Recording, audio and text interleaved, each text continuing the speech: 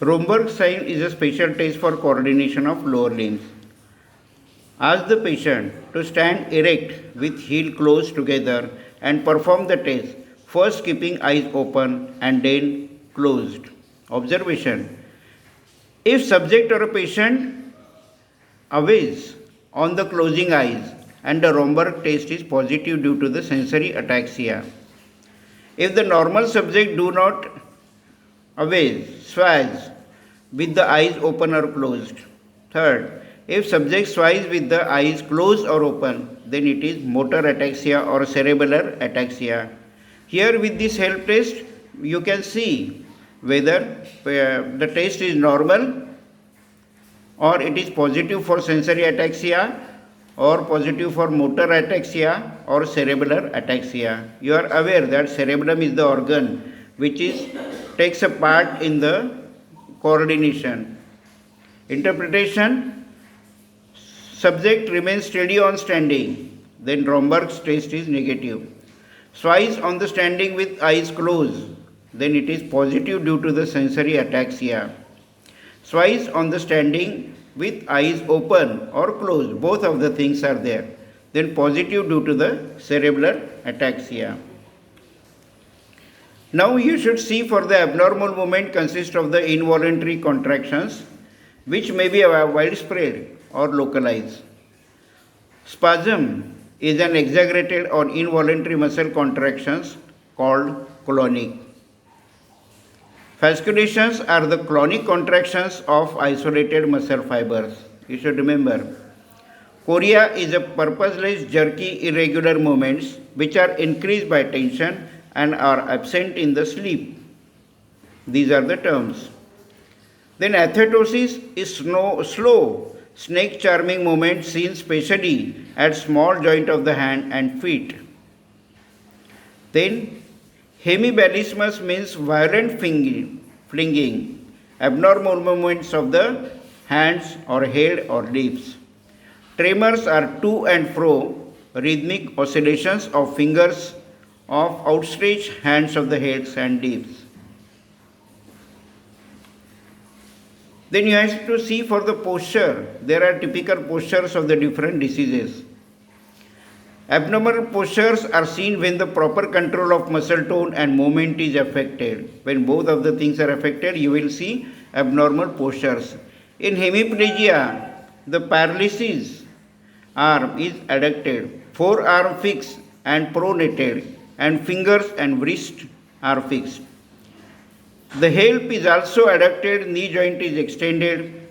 In paraplegia, the knee joint are either fixed or extended.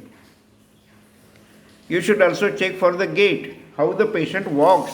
Whenever patient enters in a clinic, you should observe that how he is walking. Gait means position adopting while walking.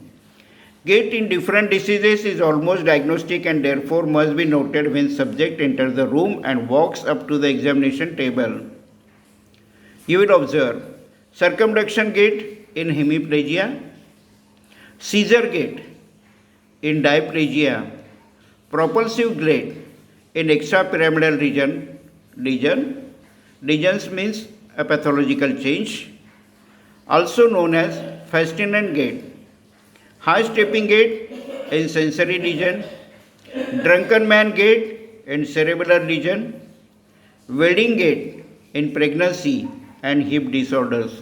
So, how the patient is walking, if his gait or his walking has any of this style, then you can take a doubt of the particular disease which are mentioned here. Then you should remember common terminologies related to motor nervous system. Atrophy is decreased muscle size due to the decrease in size of muscle fibers like poliomyelitis, peripheral neuritis. Hypertrophy is increase in size of muscle as in exercise. Paresis is the feeble power of contraction of the muscle group due to the muscle weakness. Paralysis is loss of muscle group with result in absence or contraction of those muscles. Monoplegia is paralysis of one arm or a leg. Hemiplegia is paralysis of one side of the body. Quadriplegia is paralysis of both arms and legs, upper extremities and lower extremities. Paraplegia is the paralysis of the lower legs. Here, after examination, you have to decide that the disease, whether disease is in upper motor neuron or lower motor neuron. Upper motor neuron extend from the cerebral cortex to the brainstem or to the anterior horn cells in the spinal cord. Remember, these are the areas of the upper motor neuron. If pathological changes are there, you will observe different type of the changes. Lower motor neuron extend from the cranial nerves nuclei and anterior horn cells in the spinal cord to effector organs. This is the area of lower motor neuron. In the diseases of nervous system, it is important where exactly the pathological changes are there. So, whenever you examine nervous system, you have to decide the pathological changes are there in upper motor neuron or lower motor neuron. Then according to the lesion or pathological change, whether it is in upper motor neuron or lower motor neuron, your treatment strategy will definitely change. And for the conclusion of the different treatment modality, you have to examine the nervous system and specifically motor functions in the nervous system very carefully. Ataxia is lack of coordination of the body movement. The causes of ataxia, it may be sensory ataxia or it may be motor ataxia. You have to find out with this test.